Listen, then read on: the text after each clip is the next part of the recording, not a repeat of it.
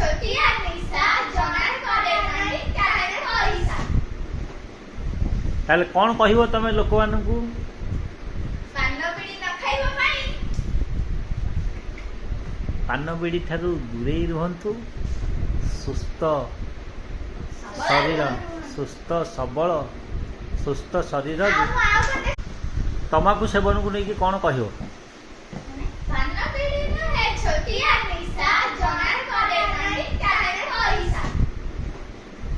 ତାହେଲେ କ'ଣ କହିବ ତମେ ଲୋକମାନଙ୍କୁ? ପାନ ବିଡ଼ି ନ ଖାଇବା ପାଇଁ। ପାନ ବିଡ଼ି ଠାରୁ ଦୂରେଇ ରୁହନ୍ତୁ। ସୁସ୍ଥ ଶରୀର, ସୁସ୍ଥ ସବଳ, ସୁସ୍ଥ ଶରୀର। ପାନ ବିଡ଼ି ନୁହେଁ ଛୋଟିଆ